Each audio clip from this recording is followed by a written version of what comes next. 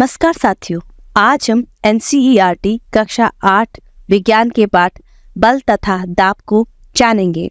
बच्चों, क्या आपने कभी धक्का दिया है या किसी वस्तु को खींचा है? तो क्या आपने सोचा कि कोई वस्तु अचानक रुक कैसे गई या चलने कैसे लग गई?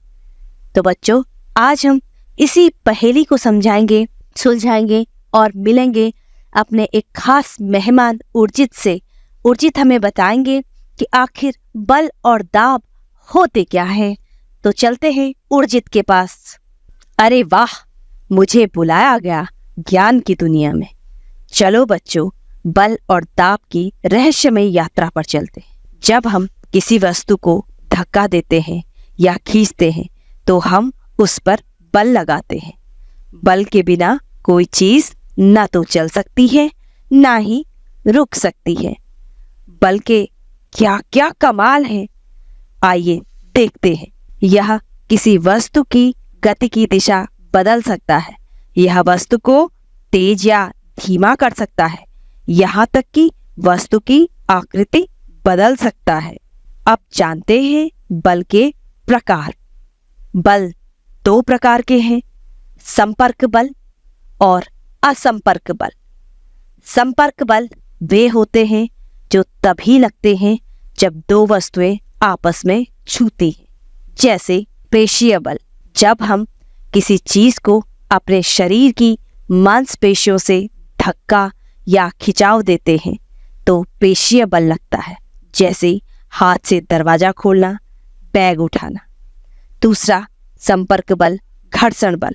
जब दो सतहें आपस में रगड़ती है तो एक बल लगता है जो गति को रोकता है, जैसे फर्श पर रगड़कर चलने वाला रबर, ब्रेक लगाने पर गाड़ी का रुकना। अब बात करते हैं असंपर्क बल की।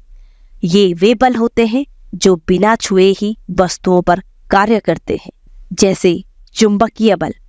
चुंबक द्वारा लोहे को बिना छुए खींचना, जैसे चुंबक पर लोहे की पिन चिपक जाती है। स्थिर वैद्युत बल। जब रगड़ने से किसी वस्तु में बिजली जैसा बल उत्पन्न होता है तो वह हल्की चीजों को खींचने लगता है। उदाहरण, प्लास्टिक की कंघी से बाल रगड़कर कागज के टुकड़े को उठाना। तीसरा गुरुत्वाकर्षण बल। यह वह बल है जो पृथ्वी द्वारा सबको अपनी ओर खींचता है। उदाहरण, चीजों का नीचे गिरना, हमारा जमीन पर टिके रहना। अब बात करेंगे समान और असमान बल की। जब दो बल समान हों और विपरीत दिशा में हों तो वे एक दूसरे को निरस्त कर देते हैं। अगर असमान हो तो किसी दिशा में गति कर सकते हैं।